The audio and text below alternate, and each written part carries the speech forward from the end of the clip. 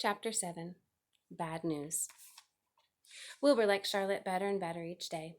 Her campaign against insects seemed sensible and useful. Hardly anybody around the farm had a good word to say for a fly. Flies spent their time pestering others.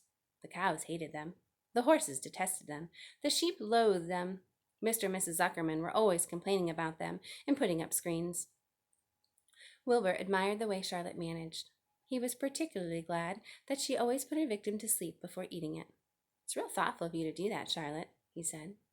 "Yes," she replied in her sweet musical voice. "I always give them an anesthetic so they won't feel pain. It's a little service I throw in." As the days went by, Wilbur grew and grew. He ate 3 big meals a day. He spent long hours lying on his side, half asleep, dreaming pleasant dreams. He enjoyed good health, and he gained a lot of weight. One afternoon, when Fern was sitting on her stool, the oldest sheep walked into the barn and stopped to pay a call on Wilbur. "Hello," she said. "Seems to me you're putting on weight." "Yes, I guess I am," replied Wilbur. "At my age, it's a good idea to keep gaining." "Just the same, I don't envy you," said the old sheep. "You know why they're fattening you up, don't you?" "No," said Wilbur. "Well, I don't like to spread bad news," said the sheep. "But they're fattening you up because they're going to kill you. That's why." "They're going to what?" screamed Wilbur. Fern grew rigid on her stool. "Kill you. Turn you into smoked bacon and ham," continued the old sheep. "Almost all young pigs get murdered by the farmer as soon as the real cold weather sets in.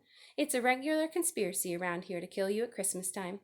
Everybody's in on the plot. Lurvy, Zuckerman, even John Arable." "Mr. Arable," sobbed Wilbur. "Fern's father?" "Certainly. When a pig is to be butchered, everybody helps. I'm an old sheep, and I see the same thing, same old business, year after year. Arable arrives with his .22, shoots the— "Stop!" screamed Wilbur. "I don't want to die. Save me! Somebody save me!"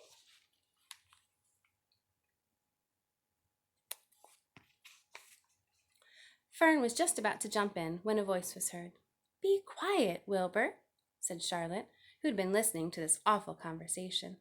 "I can't be quiet," screamed Wilbur, racing up and down. "I don't want to be killed. I don't want to die. Is it true what the old sheep says, Charlotte? Is it true they're going to kill me when the cold weather comes?" "Well," said the spider, plucking thoughtfully at her web, "the old sheep has been around this barn a long time. She has seen many a spring pig come and go. If she says they plan to kill you, I'm sure it's true. It's also the dirtiest trick I've ever heard. What people don't think of." Wilbur burst into tears.